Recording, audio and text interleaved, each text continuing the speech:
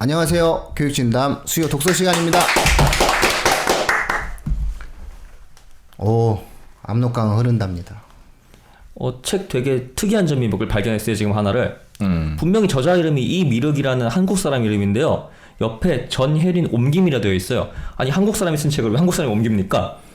그래서 갖고 왔어요. 그러니까 이 책은 아마 고등학교 문학, 중학교 문학에서 한국 문학의 범위는 어디까지냐라는 걸 다룰 때 거의 100% 등장하는 책이라고 보셔도 돼요. 그러니까 한국 문학의 정의를 내릴 때 보통은 우리나라에서 사는 사람이 우리말로 쓴 문학이라고들 보통 얘기를 하는데 이 책의 지은이 이미륵의 경우는 우리나라 태생이긴 한데 독일에서 살았고 그리고 독일어로 이 소설을 썼어요. 아 그래서 옮기고. 예, 그래서 전혜린이라는 사람이 이제 처음으로 옮기고 지금은 이게 버전이 여러 출판사들에서 나오고 있어서 옮긴 사람들이 많이 있는데 이게 아마 전혜린이 옮긴 게 첫 번째 번역이라고 생각을 하고 있어서 갖고 온 거예요.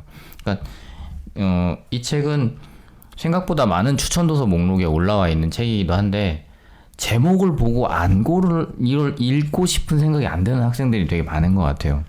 그러니까요. 그러니까 제목이 압록강은 흐른다 이렇게 돼 있으니까 뭔가 약간 북 냄새. 약간 그런 냄새가 나잖아. 그러니까 약간 뭔가 되게 딱딱할 것 같고 이런 느낌이 있잖아요. 옛날 느낌 나고 나 그러니까. 가보지도 않았는데. 그런 느낌 때문에 학생들이 이 책을 제목만 딱 봤을 때 안 읽는 학생들이 많이 있었어요.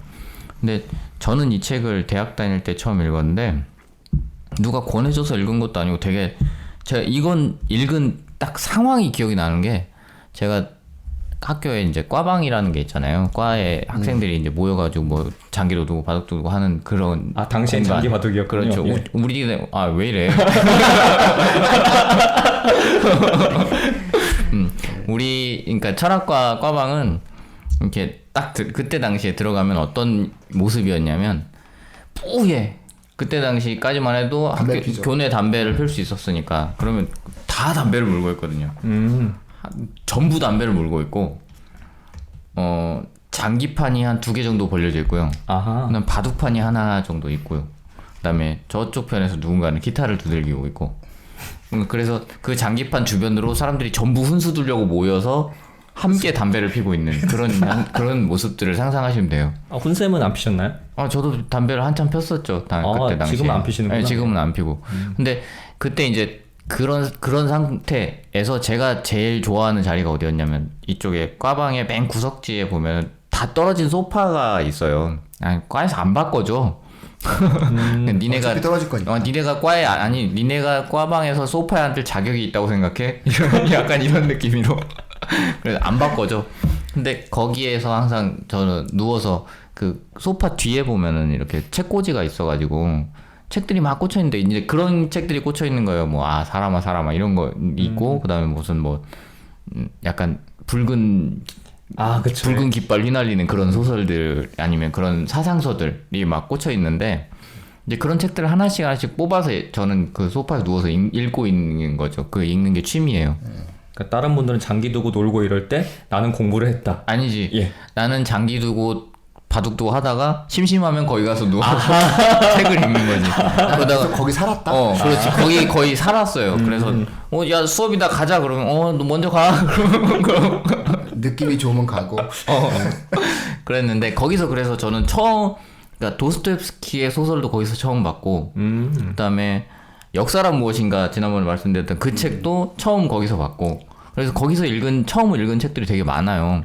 그 중에 하나가 이제 이 압록강은 흐른다인데 왜 골랐는지 모르겠어요. 사실 이 책에 정보가 전혀 없는 상태에서 그냥 이렇게 보다가 하나를 그냥 느낌 따라서 그러니까 뭐 때문에 골랐는지 잠깐 기억이 나는 전혜린이라는 이름을 보고 골랐던 것 같아요. 왜냐면 그 책꽂이에 꽂혀 있었던 생애 한가운데를 그 전에 읽었기 때문에 생애 한가운데 번역자가 전혜린이었고 그래서 그 책을 읽었고 번역이 굉장히 괜찮다라는 생각을 갖고 있었기 때문에 전혜린이 옮겼네? 그러고는 읽었어요. 아무 생각 없었어요. 이게 지금 말씀하신 것처럼 뭐 우리나라 사람이 썼는데 우리말로 이런 느낌도 없었고 처음엔 전혜린이 옮겼네? 그러고 읽었는데 얘기가 우리나라예요. 배경이 우리나라 조선 말기에서 일제강점기 초반의 얘기예요. 그러다 보니까 아무 생각 없이 우리말로 썼다고 생각하고 읽은 거예요. 번역했다고 생각을 해본 적이 없었어요. 이 책을 처음에 읽을 때. 그렇게 쭉 다 읽고 나서 되게 재밌게 읽었어요. 진짜. 저 이거 책 엄청 재밌습니다. 혹시 학생들이 이 책이 딱딱할 것 같아서 안 읽는 학생들이 있으면 저는 이거는 읽었을 때 고등학교 정도 수준의 아이들이면 충분히 재밌다고 느낄 만한 이야기들이 전개되고 있다는 걸 전 이거 자신 있게 말씀드릴 수 있어요. 중학생은 조금 이렇게 약간 지루할 수 있다고 생각해요. 근데 고등학생 정도는 재밌을 거다라는 건 제가 분명히 말씀드릴 수 있어요. 이 책의 저자가 이미륵이라고 돼 있는데요. 원래 이름은 의경이에요. 이의경이고 아명이 미륵이고 독일로 건너가서 미륵이란 이름으로 활동을 했던 것 같아요. 그러니까 독일에서는 아마 철자를 보니까 미록으로 돼 있다고요. 미록이라는 이름으로 활동을 했던 것 같아요. 이분이 황해도 해주 출생, 1899년 황해도 해주 출생이고 이 해주 보통학교 졸업하고 나서 서울에서 의전을 다니다가 3.1운동 이후에 이제 3.1운동에 참가를 했어요. 그럼 신변이 좀. 네, 그렇죠. 참가했다가 경찰에서 잡으러 다닌다라는 얘기를 듣고 압록강을 건너서 중국 쪽으로 넘어가가지고 거기서 배 타고 유럽으로 가는. 배를 타고. 네, 배 타고 유럽으로 가는 그런 내용을 담고 있어요. 근데 이제 그 3.1운동에서 그 이후에 상하이로 간 다음에 거기 배 타고 저쪽으로 넘어가는 그런 장면들이 또 뒤에 조금씩 많이는 안 나오는데 나오고 있기 때문에 그것 때문에 사실상 망명의 길을 오른 분이기도 하고 1960년대 그러니까 양력을 잠깐 연보 같은 걸 잠깐 보시면 아시겠지만 1963년에 대통령 표창을 받았고요. 그리고 1990년에 12월 26일 훈장증이 그러니까 건국 훈장 애족장이 추서됐다라고 이렇게 돼 있죠. 그러니까 이분이 독일에서 그렇게 살다가 독일에서 동물학 박사를 하시고 나서 그 이후에는 소설을 쓰신 것 같아요. 계속해서 소설가로 활동을 하시다가 돌아가셨어요. 그러니까 양력이 되게 특이한 경우죠. 그러니까 양력도 특이한데 거기서 독일어로 소설을 썼는데 그게 우리말로 번역이 돼서 넘어왔다라는 것도 되게 특이하고 제가 아까도 말씀드렸던 것처럼 번역을 했는데 우리나라 사람이 쓴 것 같다라는 것도 되게 특이한 그렇잖아요. 일이에요. 정서가 일치하니까. 원래 언어에서 언어 넘어갈 때마다 정보 손실이 일어나기도 했는데. 그러니까 약간 이게 그냥 우리말로 쓴 것 같아 이런 느낌이라서 저는 그래서 전혜린의 번역을 되게 좋아하는 편이거든요. 그리고 혹시 이분이 그분이죠? 그리고 아무 말도 하지 않았다. 네, 맞아요. 그거 쓰신 분이 유명하신 굉장히 분이죠? 유명하신 분입니다. 그러니까 이 성균관대 동문과 가면은 저기 성균관대 동문과 학과장실인가 이렇게 예전에 제가 동생이 이제 거기 면접 간다고 가가지고 면접에 따라가가지고 옆에 같이 앉아 있었던 적이 있는데 조교실인가? 거기에 이제 학과장들이 이렇게 사진이 붙어 있어요. 거기에 전혜린 사진이 붙어 있었던 걸 제가 기억하거든요. 네. 성균관대 동문과 교수. 네. 거기에 붙어 있었는데 이분 32살에 돌아가셨거든요. 네네. 근데 그 전에 양력을 보시면 서울대 법대 재학 중에 독일로 갔다. 그 다음에 뮌헨대학 동문학과 졸업, 서울대 법대 교수, 이화여대 강사, 성균관대 교수 역임했는데 32세 사망. 네, 자살. 네, 자살하죠. 근데 그렇죠. 32세에 사망했는데 이게 대체 양력이 뭐 이렇게 길어? 그러니까 당시에 정말 당대의 천재라고 불리던 분이에요. 여자 천재. 네. 당대의 천재라고 불리던 분이고 표현됐죠. 역서가 생애한 가운데 데미안 이게 대표적인 역서인데 저는 전혜린의 역서는 믿고 봐도 된다고 생각하고 있어요. 굉장히 우리말처럼 잘 옮기는 분이에요. 그러니까 참 진짜 우리말로 쓴 건가 이런 느낌이 들게 잘 옮기시는 분이라서 저는 생애한 가운데를 읽을 때 루리제린저 책들을 이렇게 보다 보면은 번역자가 여러 사람들이 있을 수 있는데 저는 전혜린 번역을 먼저 읽고 나서 다른 번역을 택하는 것도 괜찮다고 생각하고 있어요.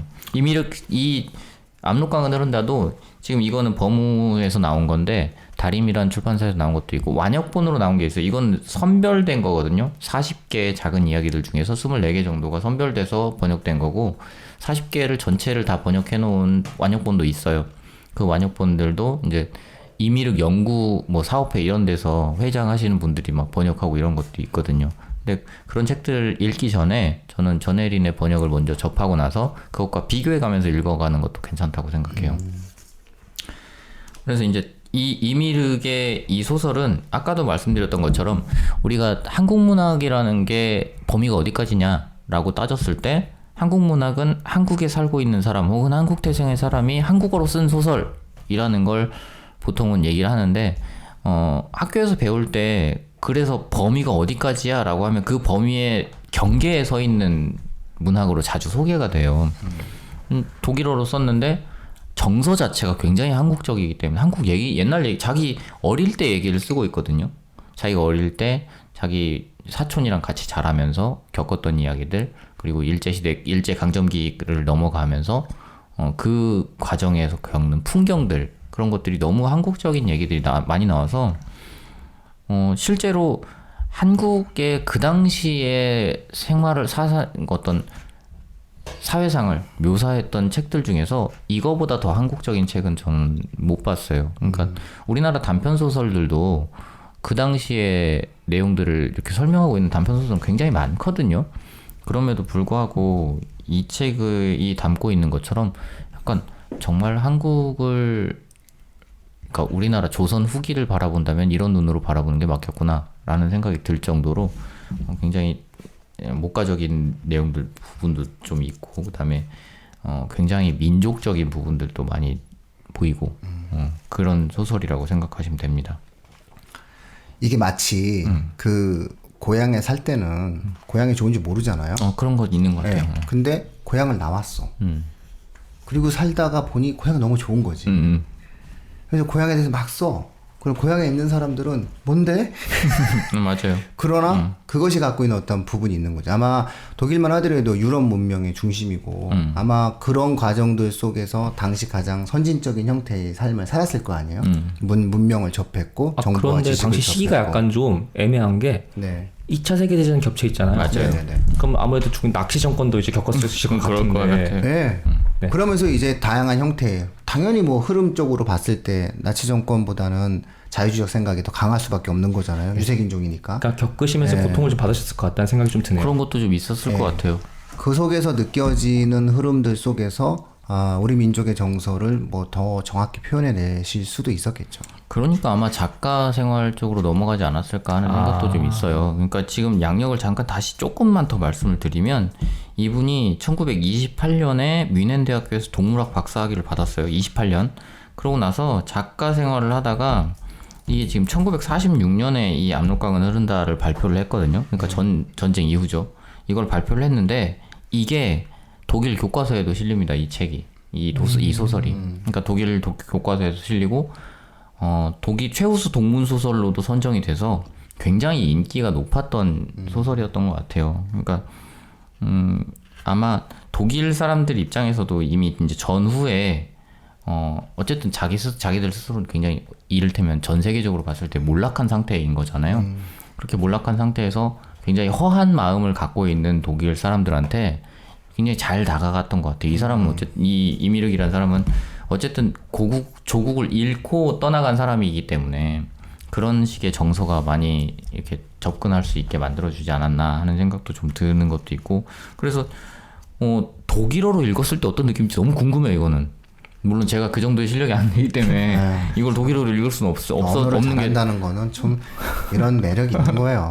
그러니까 이걸 독일어로 읽었을 때 어떤 느낌일까 하는 게 너무 궁금해서 나중에 기회가 닿으면 한 번쯤 보고 싶다는 생각은 20년 전부터. 제 친구가 그 동문과 출신에 독일 사람들한테 독일어 문법을 가르칠 수 있는 친구가 있어요. 지금도 독일 프랑크푸르트에 있고. 네, 그래서 내가 아는 인간 중에서 가장 독일어를 잘합니다. 그 친구한테 예전에 그래서 한번 맥주를 마시다가 얘기를 한 적이 있어요. 좋겠다. 너 이거 독일어로 볼 수 있어서. 야, 느낌이 뭐냐? 딱 그랬더니, 그 친구가 유명한 말이 있어요. 맥주를 한 잔 이렇게 마시면서. 응? 뭐라고 하시던가요? 독일에 가면 무수히 많은 맛있는 맥주가 있어. 그리고 포도주도 맛있다. 이러면서. 그런데 그런 것을 갖고 말로 표현하는 게 아니라 맛을 보고 느끼는 거잖아. 그러니까 그냥 술 마셔 이러면서 백스 마셔 이러면서 백스 한 잔을 그냥 하면서 입맛만 다신 적이 있어요. 그러니까 뭐 자기는 그런 부분들에 대해서 뭐 설명하기가 매우 어렵다 이렇게 이제 표현을 하는 것 같더라고요. 그래서 되게 부러웠었어요.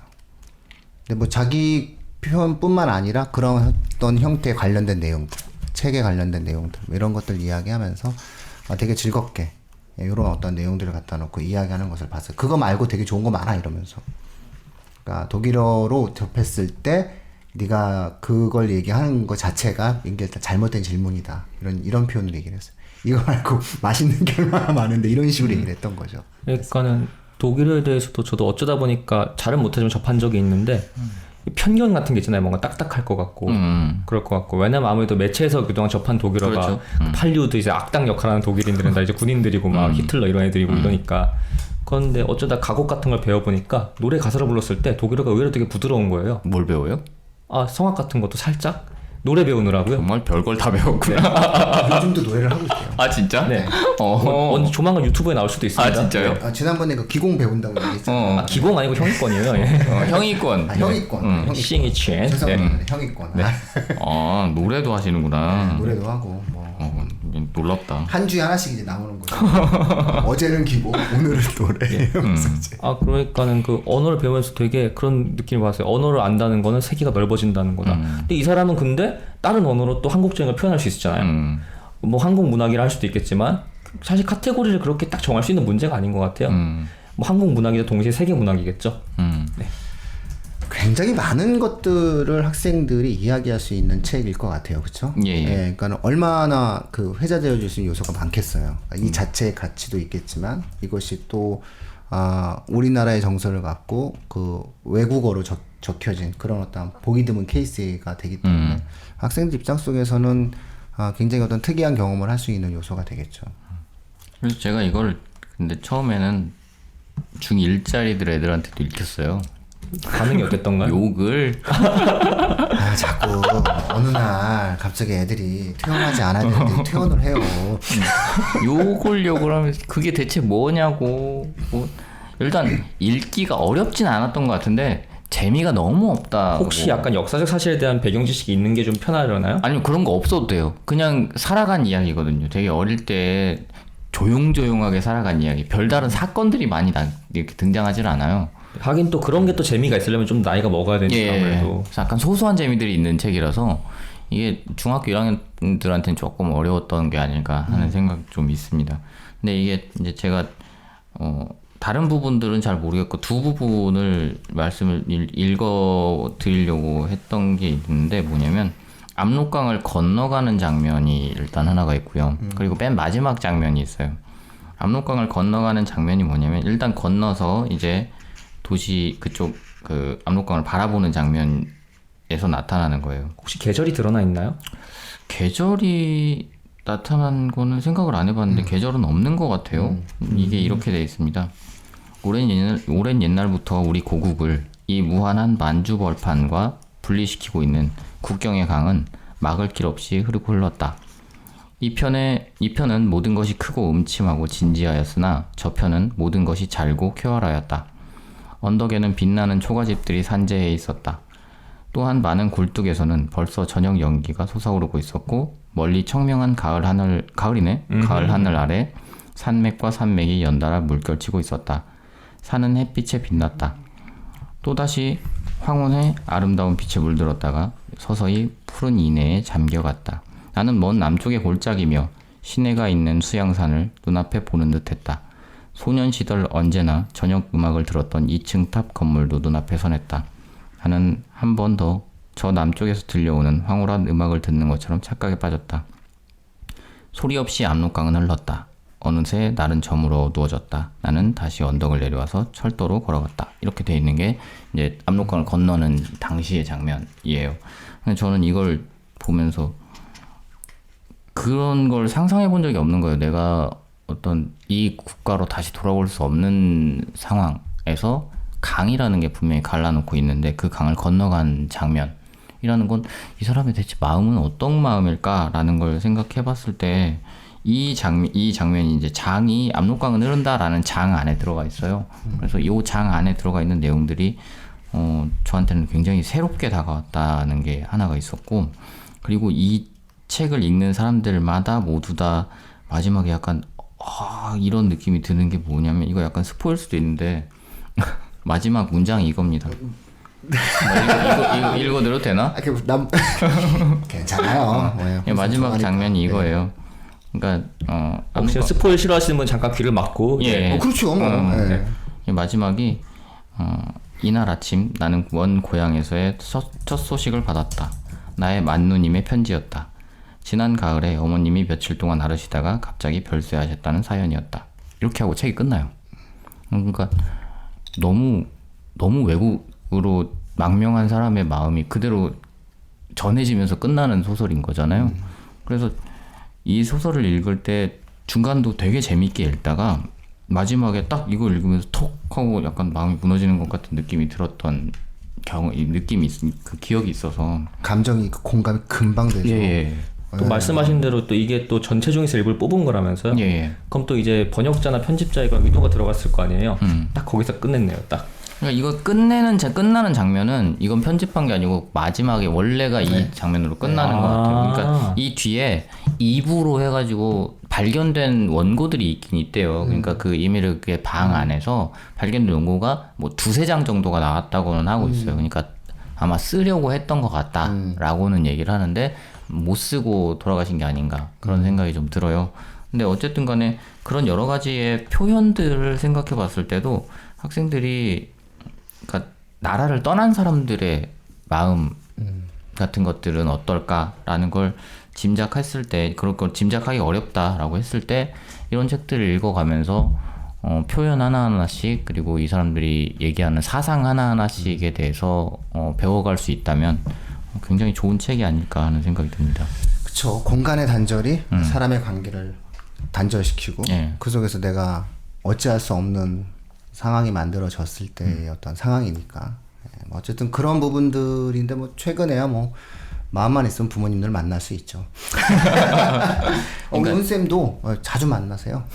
네, 그래서 자주 만나러 이렇게 노력을 하시는 그런 부분들을 알고 있고, 근데 그걸 보면서 반성하면서 저도 열심히 또 만나야 되는 거죠. 부모님에 대한 어떤 만남 뭐 이런 것들이 또 생각해 볼 수 있는 거고, 또 뭐 부모님뿐만 아니겠죠. 사람과 사람에 대한 만남. 그러니까 있을 때 억지로라도 친구, 옛날 친구들 뭐 한번 또 만나보고 싶고, 뭐 저는 이걸 이런 식으로 아마 느꼈던 것 같아요. 사람은 잘 볼 수 있을 때 자주 보자 이러면서.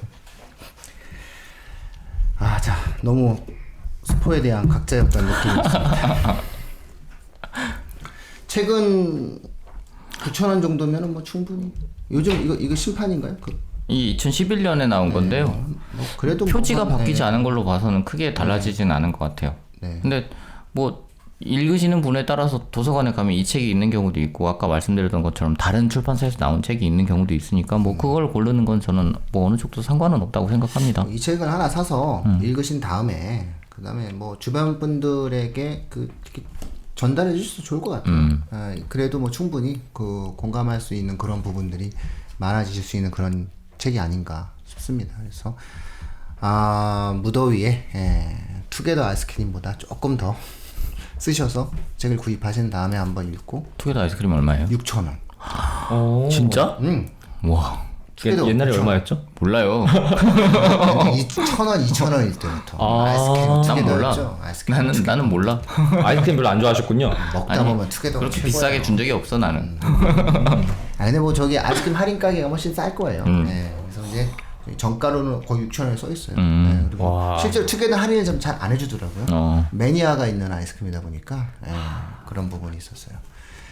아이스크림을 스스로 팍 퍼먹어야 되는데. 자, 어쨌든 그 내용이니까 한번 사셔서 좀 보시길 좀 추천을 해드리고요. 학생들한테는 정말 권할 수밖에 없는 책이에요. 그래서 이런 어떤 책들을 통해서 다양한 형태의 어떤 생각들을 가져볼 수 있는 그런 어떤 훌륭한 책이다 이렇게 생각을 하고요. 청취자분들 좀 같이 읽어봤으면 하는 그런 책입니다. 부모와 자식이 함께 볼 수 있는 책, 그리고 많은 사람들과 함께 공유할 수 있는 그런 좋은 책을 오늘도 어김없이 이 무더위 훈쌤은 찾아주셨습니다. 좀 궁금한 게 있는데 혹시 뭐 절판되거나 그런 건 아니죠? 아니 절판되지 않았어요. 그러니까 이게 출판사가 여러 군데서 나오고 있어서 이 책은 뭐 절판될 일은 없을 것 수가 같아요. 없는 책이죠. 그러니까 제가 좀 책을 찾다 보니까 절판된 게 참 많은 경우를 많이 예, 맞아요. 만나가지고 제가 2011년 했을 때 약간 이랬었어요. 근데 뭐 그 정도 유명한 책이고 출판사 여러 군데가 있으면 확실히 그럴 걱정은 없겠네요. 이거는 기본적으로 만들어 놓으면 출판사 입장에서 봤을 때는 계속 나가니까. 그러니까 이건 저작권이 없어서 예. 뭐 그런 위험은 없을 거라고 생각해요.